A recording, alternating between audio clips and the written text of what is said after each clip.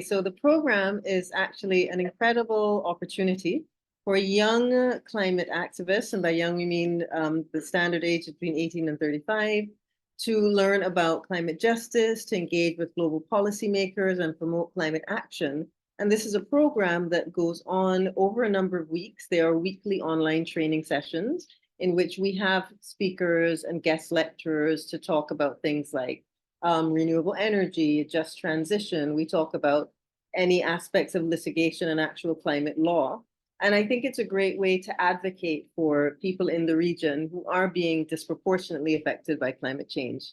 And one of the best things about the program is that we will select some participants to actually have a fully funded experience at this year's COP, which is being held in Baku.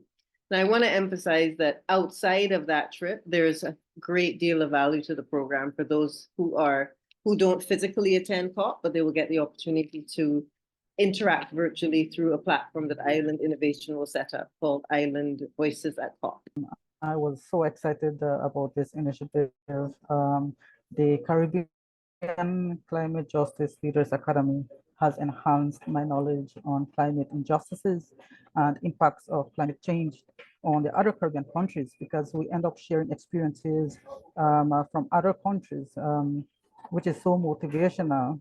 I was also motivated to see and hear from other advocates, whether on climate, human rights, or land rights activists, that the struggles and climate injustices that we face as an indigenous people here in Belize is no different from what is faced by my Caribbean brothers and sisters. And as I said, I was also motivated to see how our young people in the Caribbean are getting involved in climate actions, that one day policymakers will make an inclusive decisions that will not impact the lives of minority groups or put the minority groups' lives at a risk. So those are some of the experiences I gathered from the Caribbean Climate Justice Leaders Academy. Why should people care about climate change, especially for the Caribbean? That's a very good question. Well, people should care about climate change because it's something that is disproportionately affecting us. Island regions, in particular, small island regions, are responsible, I think, for approximately 1% of emissions, global emissions and greenhouse gases. And greenhouse gases are those things like methane and carbon dioxide that are responsible for warming the Earth's atmosphere. And this is having a domino effect. So even though we are not responsible for the vast majority of the climate change, we in the Caribbean are bearing the brunt of the climate change. We're seeing increased strengths of storms. We're seeing issues when they are hurricanes that affect us. We're seeing not just the physical infrastructure, but the loss of lives and livelihoods, the mental toll that it takes as well. So I think that's why we should care. We should care that there has to be a way to, as a matter of urgency, see how our voices could be heard and offer solutions to the climate crisis. And how is it that someone can be involved with the Leadership Academy? Okay, well, you just have to go online and apply. We are at islandinnovation.co, and if you Google Climate Justice Leaders Academy, Island Innovation, you'll see the application. And I will say it's a push to apply because applications close February 20th to apply. In terms of eligibility, you do need to be from a region in the Caribbean. You can be a Caribbean national. We also include places like Suriname, Belize, of course. We have an incredible participant from Belize that we'll be hearing from soon.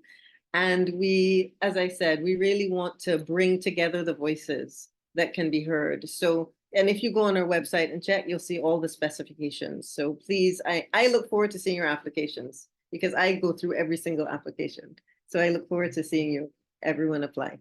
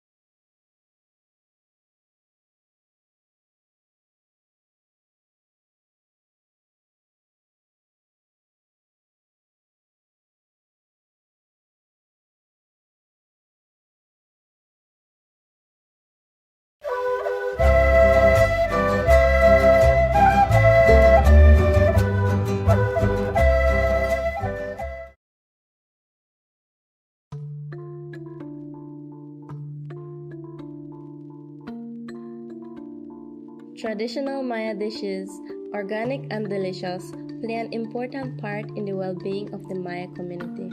Instead of relying on stores, processed and canned goods, the Maya people cultivate their own crops using fresh and naturally grown foods, gaining nourishment that's both delicious and good for the body. Haawim ka nakawi malao, haan na mas travel joke ka. Wali kuahan mas tento terkuhan na kawiman han makakosh seka kunit herero chen piak or that is very important recall kuhan ay kana ko terkush. Mayas would grow their crops on farms, but some would garden and cultivate basic crops like pepper, oregano, kalalu, tomatoes, and more behind their homes. Para koshik yana ka choke kaya chirish laka kochoch laka tawri kaya laka kirasi kaya. Eating foods from the earth is like getting a direct gift from nature, filled with all the goodness and healthiness that a body truly needs. Especially kama nakakun cabbage, kama jipi japa, kama airu kalalu, fresh and sa farm. Ana kusho kana kawirip di khunshil khashe katone. One of the most well-known food of the Mayans is the traditional caldo. The body receives nutrients from the caldo to maintain health and is cleansed by the organic grains that are added. Aldis katsekachak, kabi ik, tuwing na balem. Kung stew, kula fish, alagel ka fish kuni. Anli na oksiman li samat, li ange, li kuni li skobam. However, a modern trend of processed food has made its way into the Maya communities. These processed goods are often found to contain ingredients that can negatively affect the body. Regularly relying on processed food can therefore increase the risk of health problems for a person. Kama tula ini, ma fertilize chochi oksa tula ini, na kire tula ini, syakjok akuaran, cabil mak ay bansa. Muku kama ta lok se kama kene, mana kian, napal kuang mokap kuang fertilize kuang achkirun benen araonak muku ustarak choke kelo, han chochi ketok kelo. Napal ikahal jo kachapom chik lao chik litok joko chiki kawut poko lao chiki kasi nakahalakat sikem lao la akhrachoch kakanabak tsektanan kil laka tu amil na alem shikako chikish kawresin kil ugo shutana tanara nakhlao ka lanchi ili ka lao ka kush la ka mokoch ka kushi jishkoni li kala na kiri tiruli itsulta ali kwang sali ruchichoch Abanan lao ara nak palto lao nak nakachik nakosutana kishkush bacho ilikomon uthan di sakal lahan di sakal di kaurip sa lakatuam araot nak lao nak yani nak koshukep litsekemain chabi listuam. Maya food sovereignty is interconnected with their way of life and existence. Using the resources provided by nature, people could preserve their health, environment, and their holistic well-being.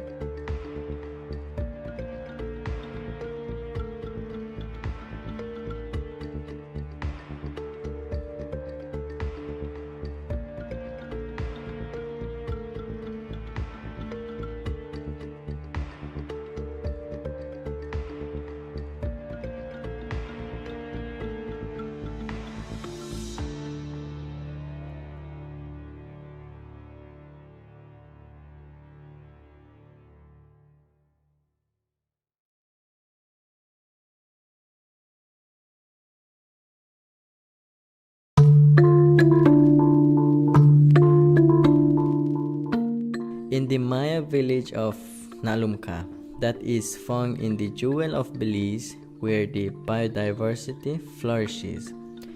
Farming isn't just a way of life, it is the lifeblood of the community, connecting our traditions with the land we hold sacred. Farming is so important. The Maya people depends on the farm, depends on farming, and that is the way our life is, and that is the way how we live. Most of the Maya people are farmers, even though some of them are teacher, policemen, soldier, but they still do farming. You need to plant your own food that you eat because food at the market right now are very expensive.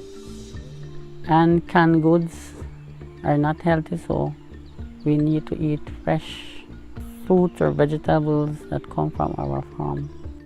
But now, because of climate change, the village is dealing with dying crops, drought, severe floods, and problems with the germination of crops, just to name a few. This has made things even more difficult for the Maya community, especially when it comes to their food and livelihoods.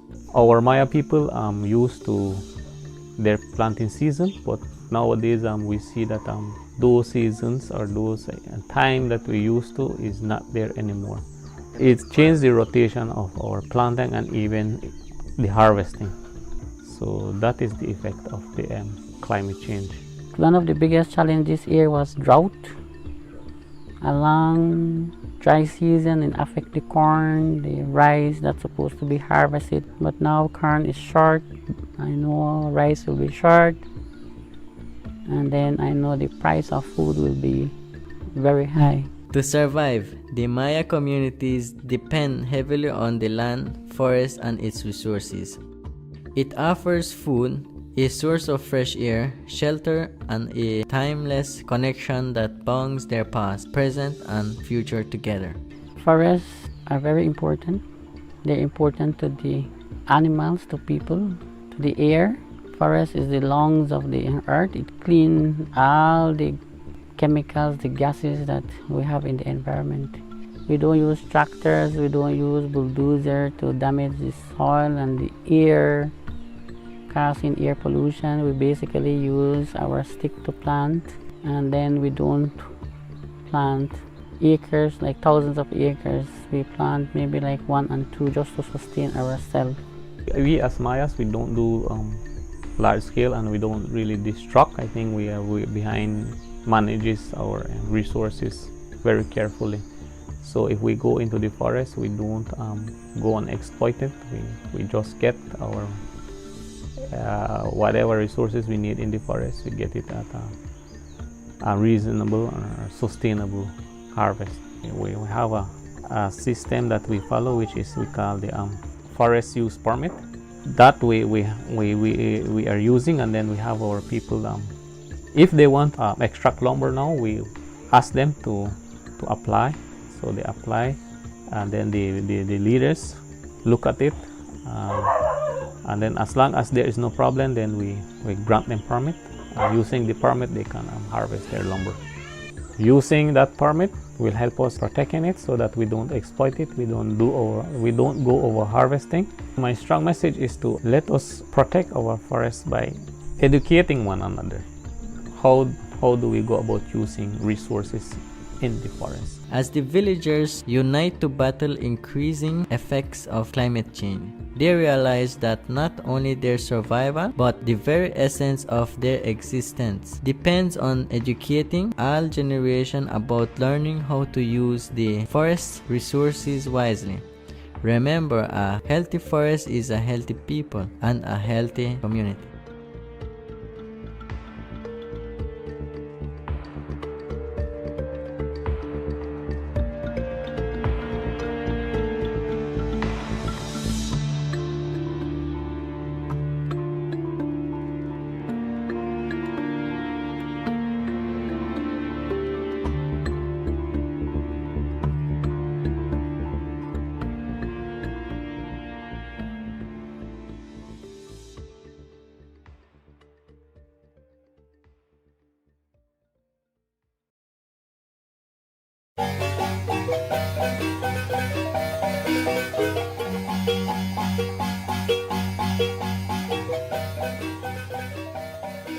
From the dawn of time, the Maya people have shared a unique relationship with the land. They take care of it, and in turn, the land takes care of them. Through their culturally chemical-free sustainable practices, farming nurtures the land, promoting biodiversity and long-term health of their flora and fauna.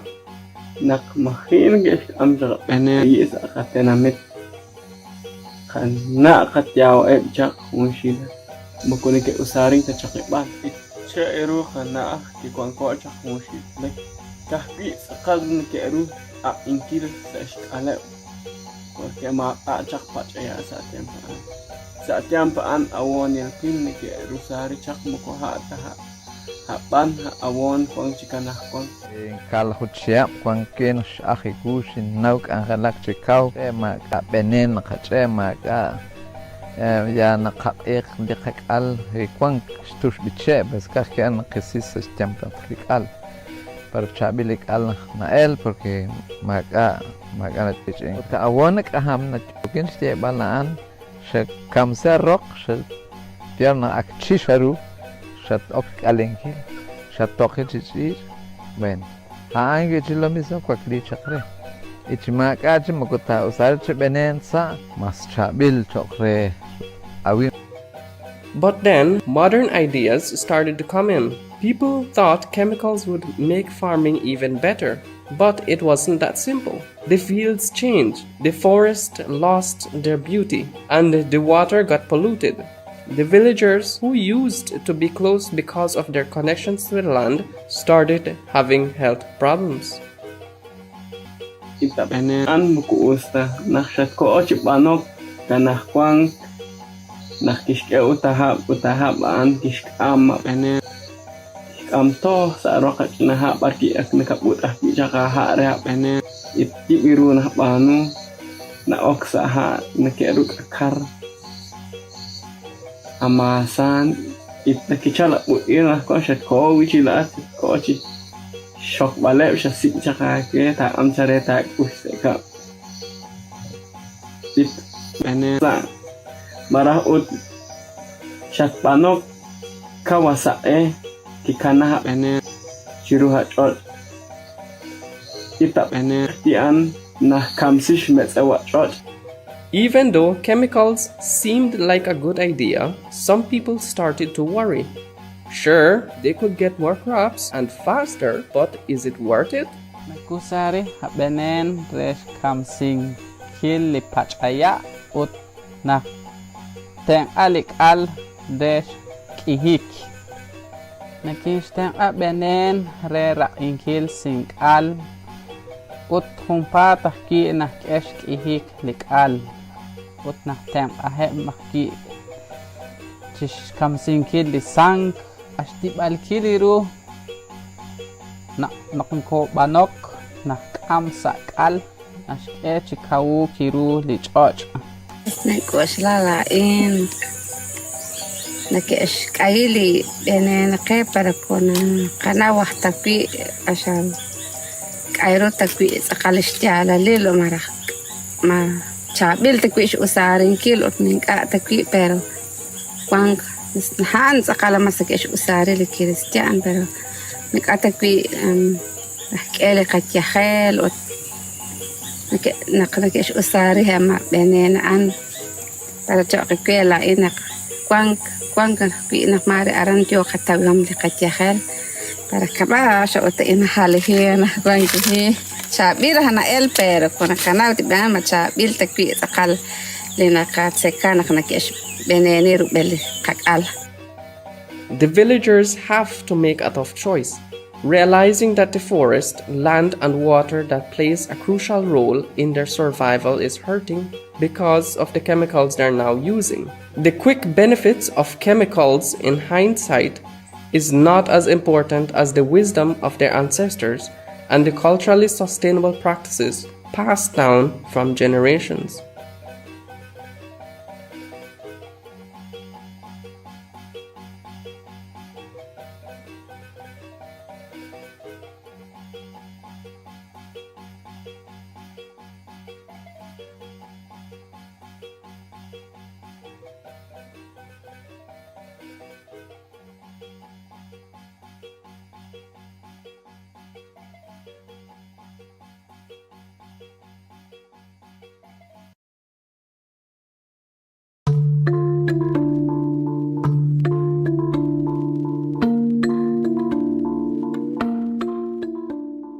thatch houses serve as an indispensable cornerstone within the Maya community, fulfilling practical, social, and cultural needs. These traditional structures not only provide essential shelters but also weave together the threads of communal unity and cultural heritage among the Maya people's well-being.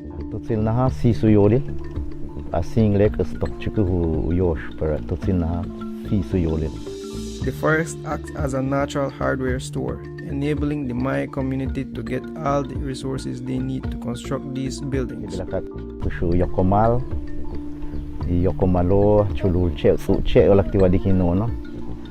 Pap ich subul ya cortes le cabia yan chilticali non San Jose. Ik pachabe beltana ka hok eso bishu pachi lo le kebal abe human ke abe ka man me na habe me ya habe ka tum ka ke cha hok so ya min chel bisha sikche shol tihera porque tihera na hol kemetik no San Jose. Ak ayanton waye no na wala tu sartik San Jose chen hadi hum pai le ka ayanton waye sik ak etela bes yan ulak pimiente ak hadabe awlak tu sarati tu shanili bishatio akteche ma topum erata kushtabula che pokuman baka kushache tiena baka kushu. Working together to build thatch houses holds great importance for the Maya people. When they join forces, they strengthen their community's unity and shared goals. This teamwork goes beyond just making homes. It also keeps their traditions alive and helps them learning important skills together. By building houses as a group, they share knowledge between generations and become more resilient as a community. This way, they can finish building houses faster and have more time for farming, art, and other important activities. Belaka meteabe ti 6 to 7 anyo umuk awala kuwantarti ka chuyu tutsilabe. Meya hado 6 sapo pachil konti 10 tulo baka usarte uwa kumbulo inode. Pai be osh sempre osh man ka bukabe. Pai ka kini ka wa kunte chaka kushik 10 tula mos ba kushu katun plus tunti belaka chuyu abe 30 tu chukula vini ku kati perku tuni shabe belaka wa kunta na hum il chen ba wa kunte katuna aka pa ti put bula tutsu porque non chen voluntary worker lakmit ki bahil chen anak bahil Tip ko tiempo te ke wa kontuk ini bikin baka wa konte bila ka wa konte pes buka yanuk ini te baka ka putu sil tu samalila be tu ospek ino lo kucaya ka be ka keston kochitun yore te baka chuyu tu nutu amenah ti yana chiashkin wakti menach marzo abril mayo umuk de ka muchika kino be te ka be yashkin tutsu chen walakti kek tika tutsu ko walakti ka putik yo katikula tiempo tu sabe importante katika so ti mam ti meheno porque ha ya bache pele kabe ma chulul che ti waku wantarte bona shani porque che olak tu sarti kinono ye tanto lik a che olak tu sarti ola ko tekuna tsuma de ti wadi ko mai pele kabe importante sa ho uknik ukato ukuchuk ukaba utaka che yokol ti ka ko litunte ala de ko tunu metiklikati tu bai le kuchabe sahti kansi ko ti mam shanti ho ti mehen le kuchabe importante ko maskano ma tubulu ka ti costumbre ti bobe.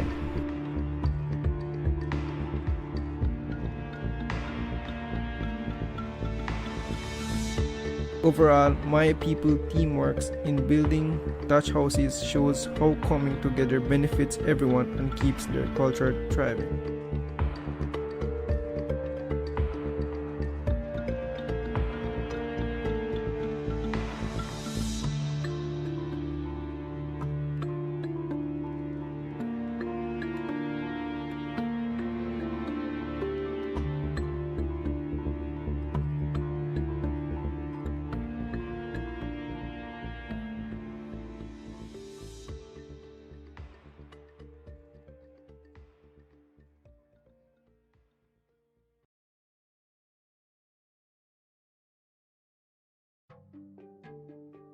In Belize, our Maya communities live among forested lands.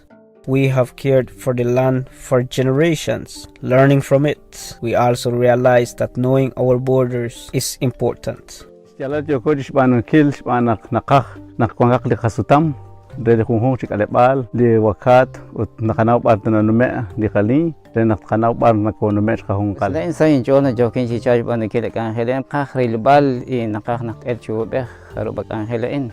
With securing land ownership, our communities can improve our governance system. Land boundary help us manage and improve current sustainable practices. Improve local governance like the forest customary use system and strengthening the extraction of forest produce.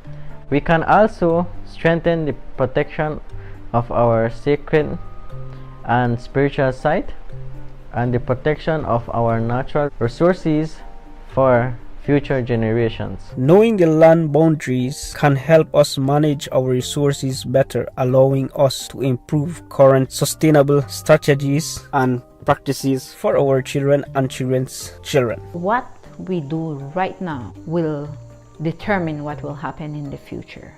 So what is important for me as a leader is to educate them. Ownership, respecting limits, and working together makes our Maya community strong and united. That keeps our home safe now and for future generations. Do not do excessive deforestation. We do not abuse our land. We need to know what we have and the importance of it. So those are very key when it comes to protecting and planting another tree. To every tree you cut, you plant 6, and in the future they would be the one to harvest these. So when it comes to what will they harvest out of what we're doing right now for their future, what their ancestors had fight for them, it's important for us to do our part. Let's secure our land, let's be educated, because this will only benefit us for our future generations to come. Land tenure security is important for the survival of future generations because we are just borrowing from them. It ensures that we continue our traditions, ancestral connections.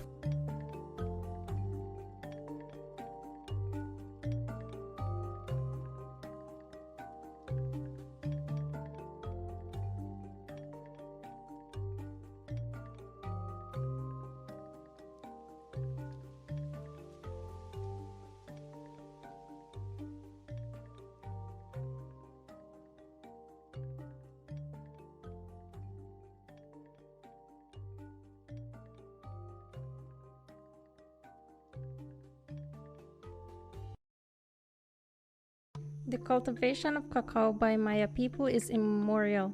They even use cacao beans as currency. Cacao is valuable to the indigenous Maya people's culture. We use it for medicinal, spiritual, religious, and special events. When I think about cacao, I think it portrays my identity, not just as a Maya person, but as a Maya people. Cacao plays a big role in our culture. It is our traditional drink, so we drink cacao almost daily. It's our main drink, and we also